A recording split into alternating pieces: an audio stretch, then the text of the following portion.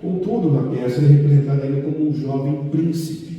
Esse jovem príncipe Henrique, ele tem um coração vaidoso, dissoluto, está preocupado apenas em beber e participar das festas, com seu amigo John Falstaff. Contudo, no momento que ele percebe que seu pai está para falecer no leito de morte, e vai herdar assim a coroa do seu pai, o grande rei, ele percebe que ele não é digno de receber essa coroa.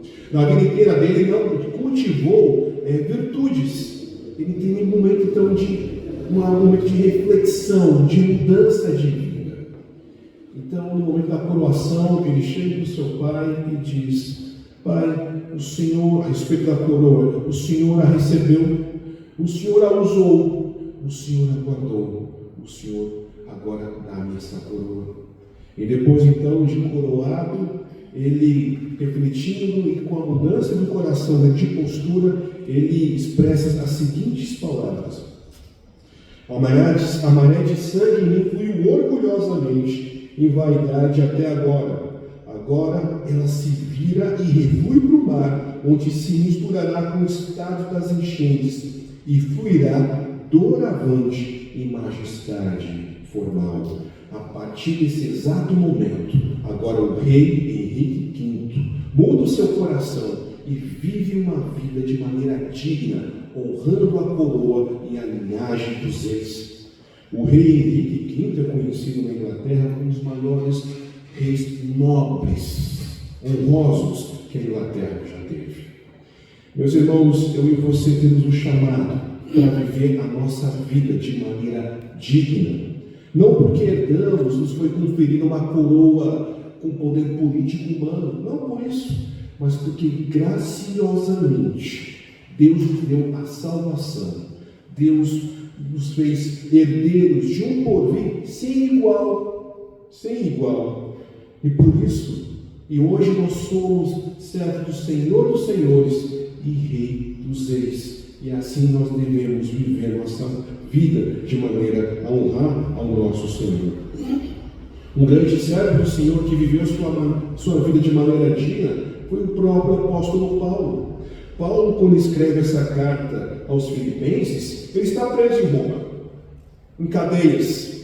Ele não está livre, mas sim preso em Roma. E os versículos 4 a 7, de maneira alguma ele expressa então algum tipo de queixa ou lamentação. Pelo contrário, ele está contente, alegre e expressa gratidão pelos crentes filipenses que sempre apoiaram o trabalho missionário do apóstolo Paulo.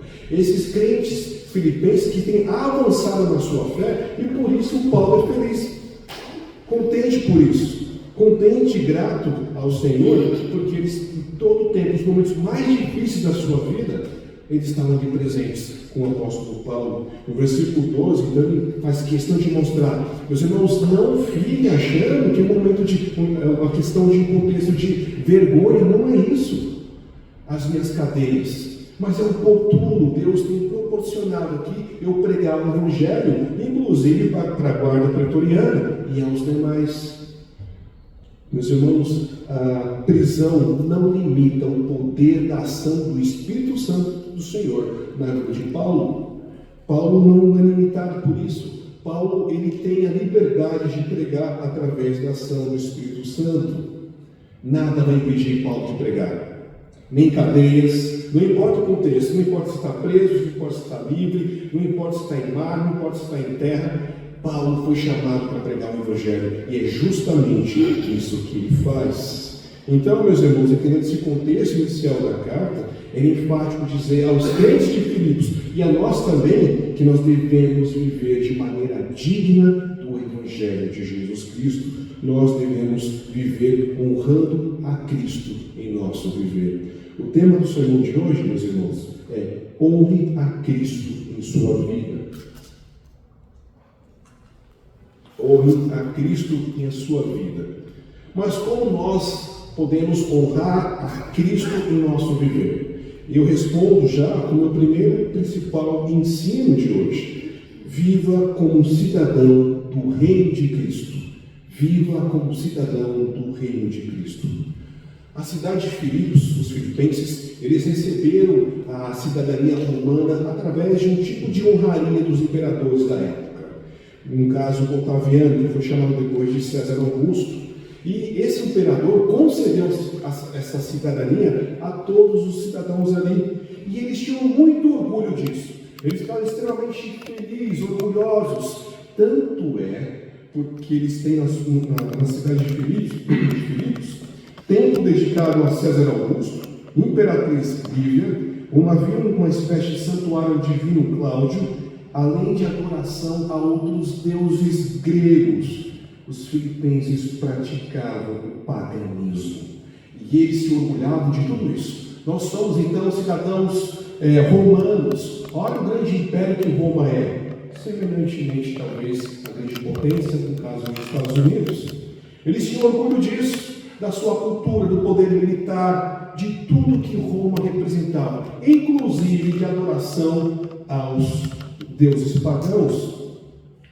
Então, essa lealdade, esse orgulho, essa alegria que eles tinham. E Paulo tem isso como perspectiva. Paulo sabe disso. Quando Paulo escreve aqui no versículo 27, viver de maneira digna, esse verbo viver tem um aspecto de cidadania política. Esse cidadão, um aspecto político, não muito como caminhar, que ele usa em outros textos, em outros livros, mas ele está apontando que esse cidadão, esse filipense que tem essa alegria, ele é um cidadão que vive conforme a sua identidade nacional, de Roma, uma satisfação, uma grande alegria, esse orgulho. É nesse sentido do aspecto político que Paulo usa o verbo viver. Viver tem esse uso extremamente raro, apenas aqui em Filipenses e também em Atos. E em razão disso é que Paulo é enfático dizer: vivei acima de tudo de modo digno do Evangelho de Cristo. Ele se dirige ao povo de Deus, à igreja ali em Filipenses.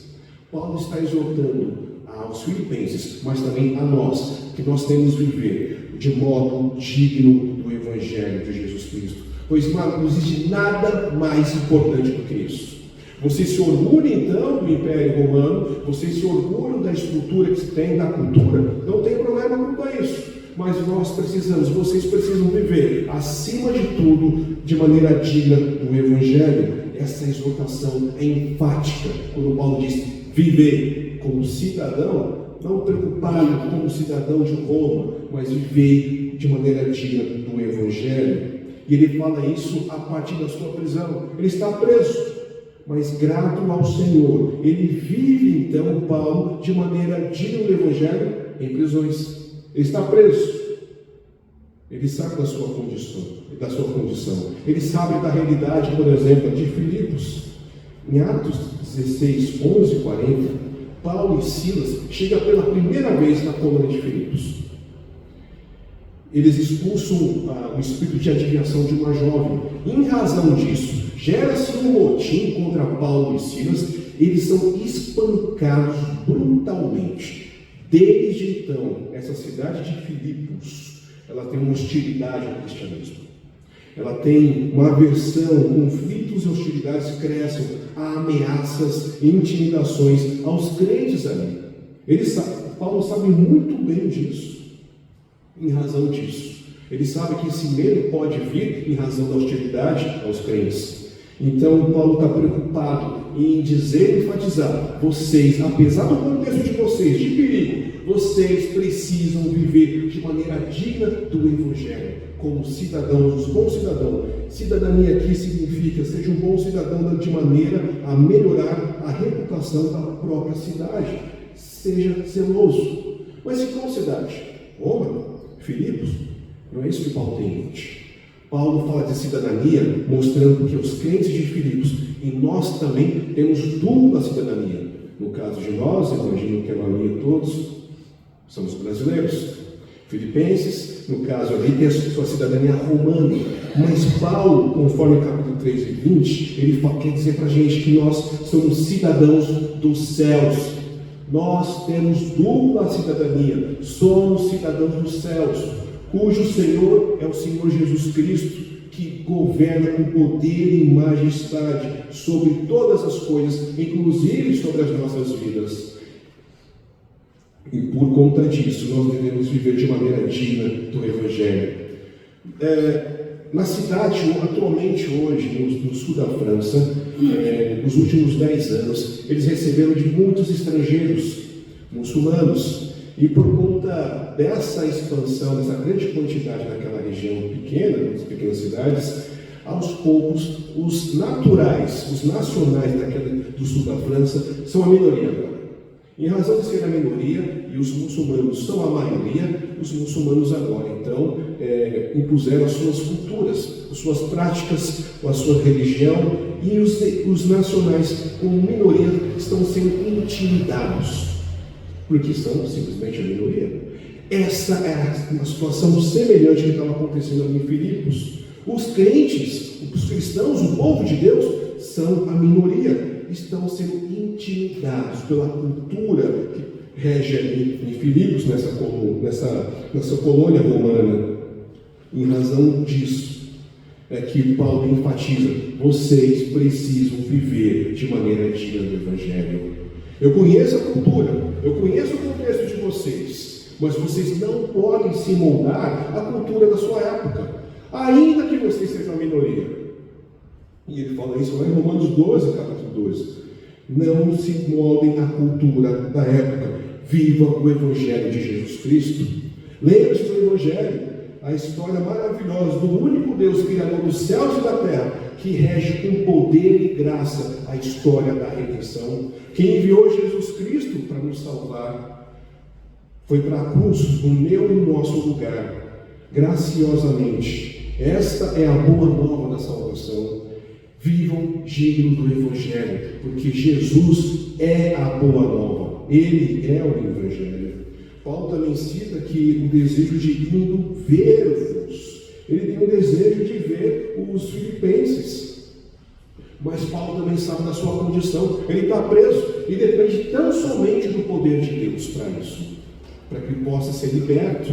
Mas a condição da dependência de Deus, ele expressa o desejo de querer ver, ou escutar pelo menos, que esses crentes filipenses, esses parceiros fiéis da vida de Paulo, estão agora vivendo conforme o Evangelho, vivendo de maneira digna.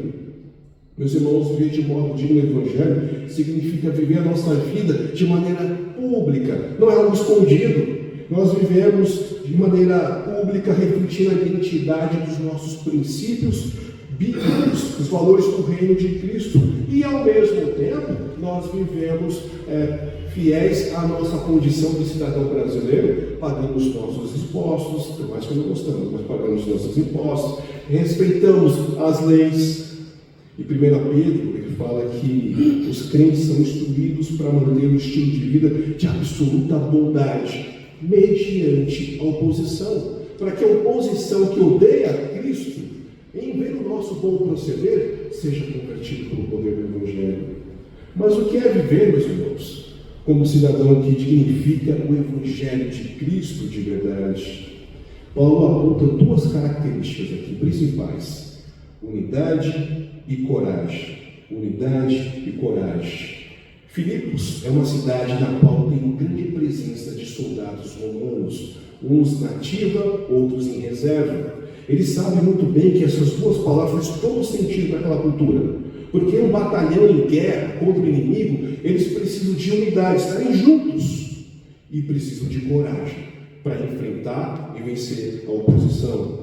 Meus irmãos, nós precisamos viver a unidade da igreja. Nós precisamos viver a unidade da igreja. O apóstolo Paulo fala que estáis firmes num só espírito, uma só alma, lutando juntos pela fé evangélica. Viver a unidade da igreja, o povo de Deus, meus irmãos, significa permanecer juntos, firmes em Cristo, mediante as perseguições do mundo, mediante a oposição contrária ao povo de Deus.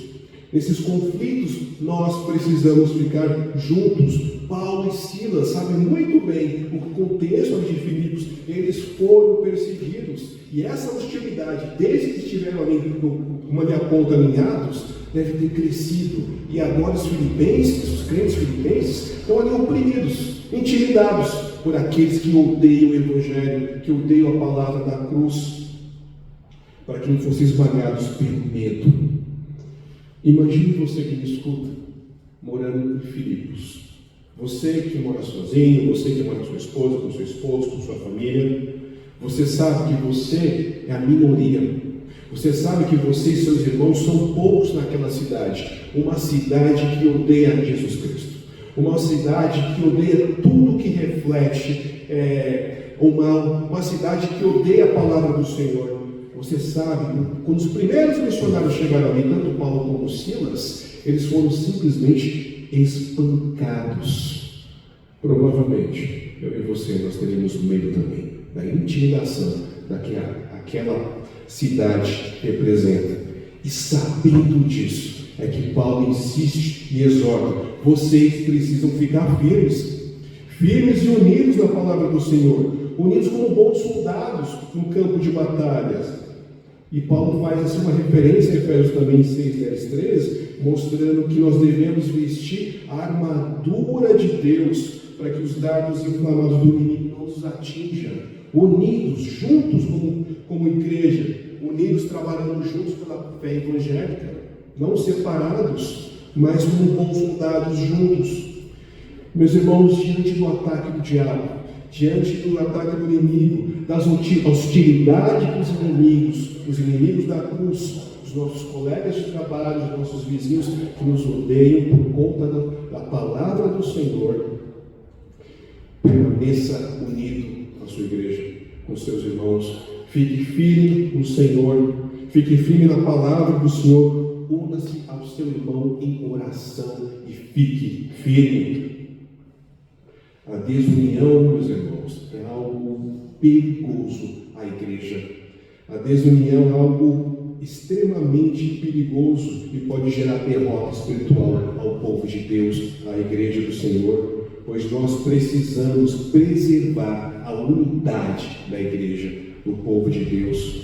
Precisamos uns dos outros nessa batalha comum a todos contra o inimigo, com os inimigos da igreja. O próprio Jesus, lá em Marcos capítulo 3, versículo 24 a 25, diz o seguinte: se uma casa estiver dividida contra si mesma, tal casa não pode subsistir. Porque se essa casa, esse povo de Deus, estiver em guerra entre si, já perdeu a batalha contra o inimigo, está dividida. Não podemos permitir desunião, meus irmãos. Na luta pela fé evangélica não pode haver espaço para as nossas preferências particulares. Não pode haver discussões tolas sem importância em detrimento da unidade do povo de Deus, da igreja. Nós precisamos ficar unidos, juntos. A oposição do poder do inimigo não pode nos dividir. Pelo contrário, a pressão externa deve apertar os nossos laços. É o contrário.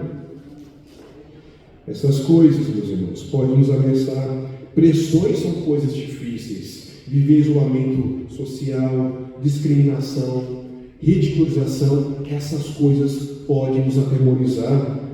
Eu lembro de um filme um pouco mais antigo, lá no ano 2000, que Manhattan, a cidade lá nos Estados Unidos, estava sitiada por bandidos. Mas poucos policiais honestos e corajosos se levantavam para enfrentar esses bandidos. E no momento da batalha, o comissário de polícia percebe que o chefe de polícia não está. Então ele vai até a casa dele buscar e confrontar. Está todo mundo se preparando. Cadê você, chefe de polícia?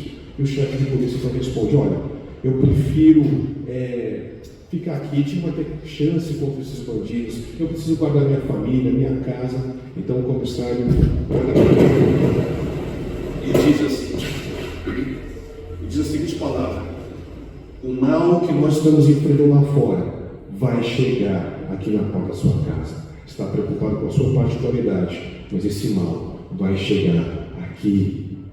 Meus irmãos, nós somos cidadãos soldados que servem o Rei do céu, Jesus. Somos um só corpo, um só povo, uma só igreja, uma só fé. Nós não podemos perder tempo com as nossas particularidades.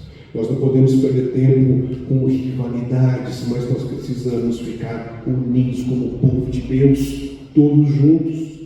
Ao invés disso, preocupado com nossas particularidades, precisamos servir mutuamente uns aos outros, com humildade, assim como o próprio Jesus nos ensinou. Isso precisa do nosso coração, uma disposição mutuamente de servir um ao outro em amor. Se não tiver isso, meus irmãos, o nosso coração, a nossa luta já foi perdida. A nossa guerra já foi perdida. E o próprio Paulo, sabendo disso, dessas condições, é que ele insiste: vocês precisam viver como cidadão do céu nessas situações difíceis. Vocês precisam permanecer juntos, unidos contra o inimigo nessa batalha. Façam assim como eles têm feito, aqui em prisão, mas me posicionando para pregar o Evangelho. Nós não podemos colocar as nossas necessidades em primeiro lugar, em detrimento da unidade do povo de Deus. Precisamos servir. Coloque-se no lugar do outro, meu irmão. Seja hospitaleiro. Ore pelo outro. Ore junto com o seu irmão. Se preocupe. Procure saber as necessidades do seu irmão. Chegue para a sua casa. Tenha um momento de comunhão. Façam isso mutuamente. E assim estaremos unidos. E assim viveremos a união, que é a primeira característica de como ser um cidadão que honra a Cristo em seu viver. A segunda característica que Paulo enfatiza é coragem. Nós precisamos ter coragem. Tenha coragem nas adversidades. Mediante os momentos mais difíceis, as pressões do inimigo, as pressões da sociedade contra o povo de Deus, contra a igreja, isso não pode deixar-nos ficarmos intimidados. Intimidação aqui, meus irmãos, tem um sentido no qual, por exemplo, um cavalo que caminhando, ele se assusta com alguma coisa, de repente, e sai aterrorizado, desesperado. Essa é o sentido aqui da palavra intimidação. Não é à toa que muitos donos de cavalo colocam uma espécie de tapa-olhos para que não se assustem. Paulo está dizendo: vocês não podem ficar intimidados. Ignorem a intimidação do inimigo. Nós não somos aqueles que saem correndo por conta de intimidações. Nós somos cidadãos, soldados do céu, do general Senhor Jesus Cristo. Precisamos ficar firmes e com coragem para enfrentar o mal, para enfrentar todo aquele que se opõe ao poder do Senhor. O próprio Jesus nos encoraja para não ter medos. Mateus 10, 28 diz: não tenham medo do que mata o corpo, mas não podem matar a alma. Antes, tenham medo daquele que se pode destruir tanto a alma como o corpo no inferno. E Paulo sabia muito disso. No versículo 21, ele diz: morrer é lucro. Paulo conhece o Senhor. Ele tem experiência de caminhar na sua jornada missionária. E a visão dele é que morrer, viver é Cristo e morrer é lucro. Quando eu estava lá em Guiné-Bissau, em janeiro de 2016, uma viagem missionária de curta duração, eu lembro que eu estava evangelizando, foi oportuno evangelizar o nacional ali, e na conversa ali, de repente, meu coração acometido com um certo medo extremo. Eu olhei para trás, tinha dois muçulmanos, todos a caráter, me olhando. Eu sabia que aquela região, naquele momento, não havia radicais. Ninguém ia tirar uma espada, uma faca de matar ali. Mas aquele coração do jovem Daniel, naquele momento, ficou com um tipo de medo. Vai que o diabo usa aquilo, os seus para me atacar. Mas aí eu comecei a lembrar: quem é que me trouxe até aqui? Foi o Senhor. Quem me deu capacidade para conversar com esse jovem? Foi o Senhor. E se tiver que ser um ataque desses aqui para mim, que assim seja, pregando o Evangelho. Então eu ignorei os dois e voltei a conversar na minha evangelização, porque o Senhor havia me dado o poder de coragem de confiar tão somente no Senhor. E assim eu persegui. Meus irmãos, nós precisamos confiar no Senhor e descansar no poder dele. Paulo então invoca os crentes filipenses a não sucumbirem, a não ficarem amedrontados, mas tão somente acreditar no Senhor. E quem fala isso é o próprio apóstolo Paulo. Paulo é um certo veterano de guerra espiritual. Em Gálatas 6,17 ele diz: trago no meu corpo as marcas de Jesus. Ele é experiente. Ele tem longas jornadas, está acostumado e afirma: não se atemorizem. Não se atemorizem diante do inimigo, das pressões. Mas como obter essa coragem diante de pressões? Como ficar firmes e obter essa coragem? Nós precisamos ter plena certeza das promessas do Senhor, conhecer o Senhor e descansar o coração nisso, que nós somos cidadãos dos céus, cujo Senhor e general é o Senhor Jesus Cristo. Descansar nisso. Nós vivemos nessa terra, forasteiros, peregrinos, de passagem apenas, e vai passar, oprimidos por vezes pela pressão da sociedade que odeia a Cristo, mas nós precisamos entender que estamos aqui só de passagem. Vai passar, o nosso Senhor Jesus Cristo vai voltar, Ele vai julgar todos aqueles que odeiam a Jesus Cristo, para buscar o seu povo. O nosso coração precisa descansar no poder do Senhor, confiar nas promessas dele. Está voltando, em breve voltará. O tema perseguição, ele pode soar desconfortável para o nosso coração e deixar por vezes amedrontar o nosso, mas nós precisamos entender uma coisa, meus irmãos: saiba que a perseguição é a marca da salvação.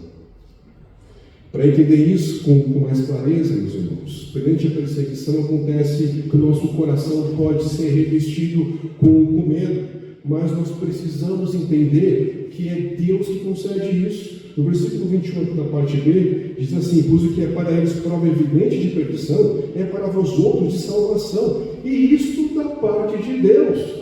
Os inimigos estão atacando o povo de Deus e dizendo: nós estamos vencendo, eles estão perdidos, mas a perspectiva bíblica é outra. Isso vem da parte de Deus.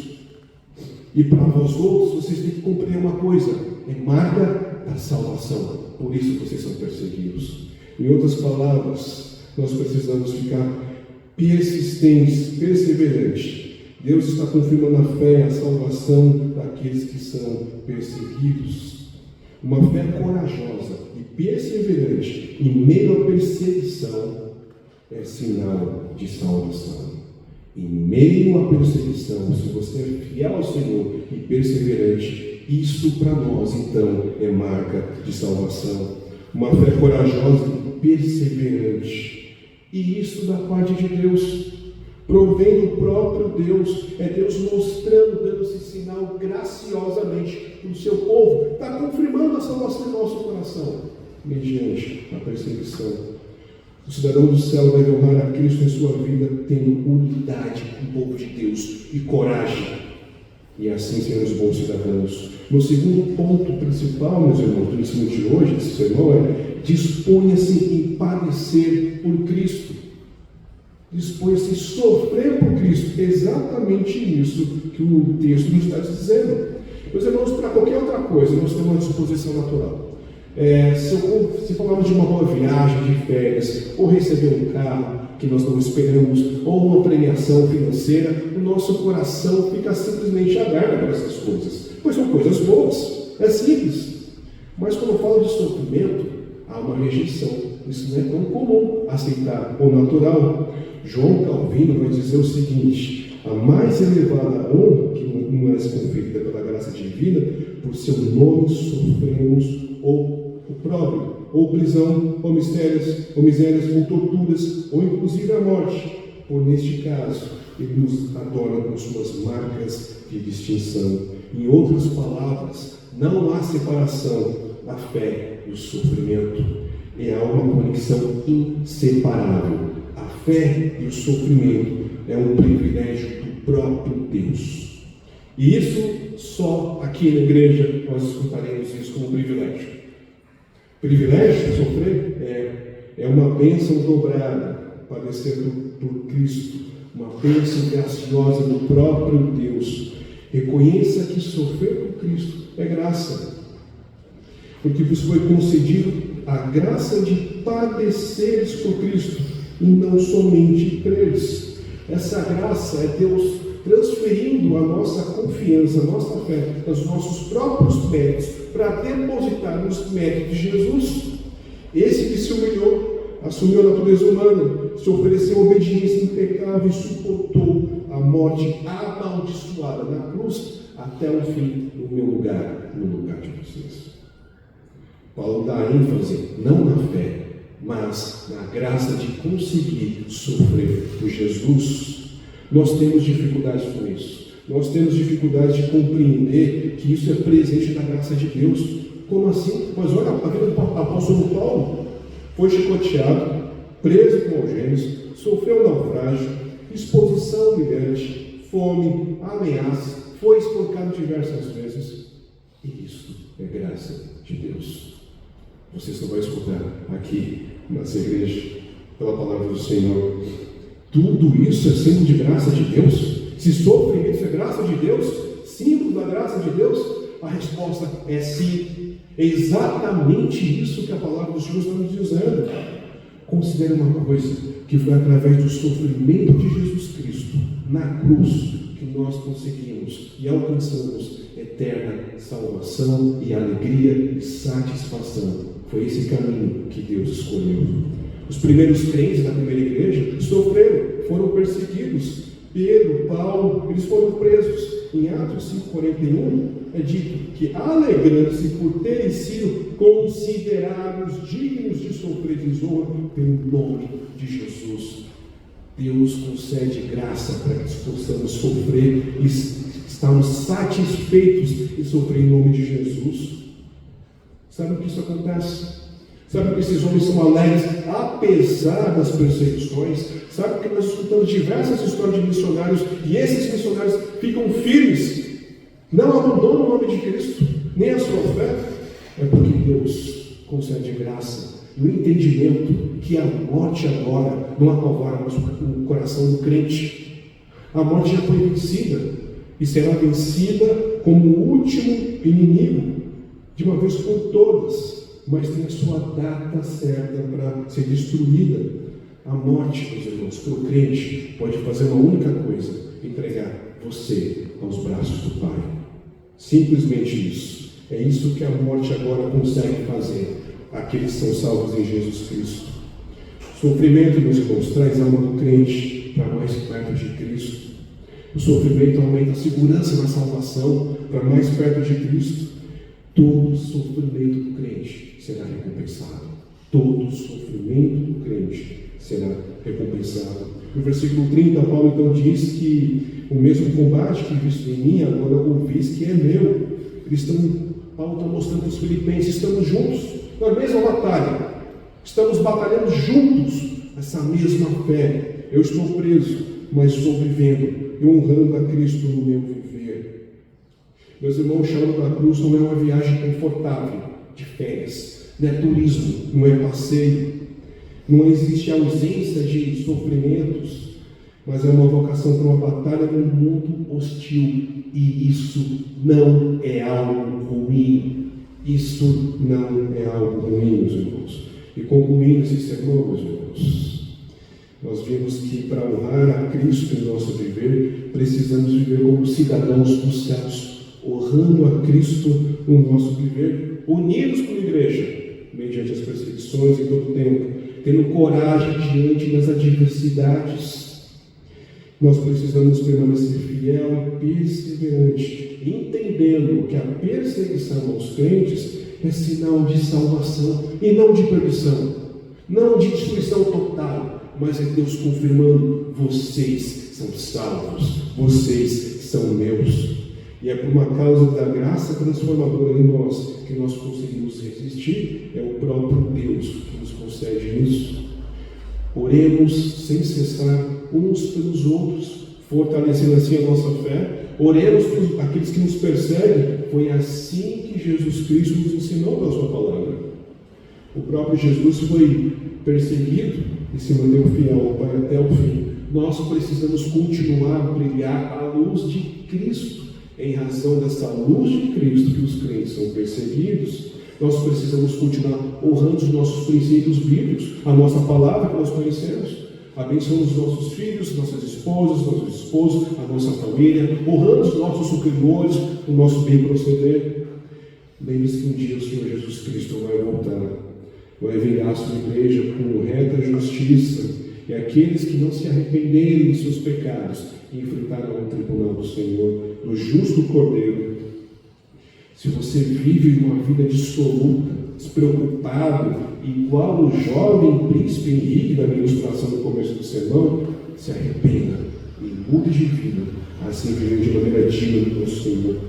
Lembre-se que nós temos uma coroa majestosa que nos aguarda. E 1 Pedro, capítulo 5, versículo 4 diz: ora, logo que o Supremo Pastor se manifestar, recebereis a inacessível coroa de glória que nos aguarda. E assim que Deus nos abençoe.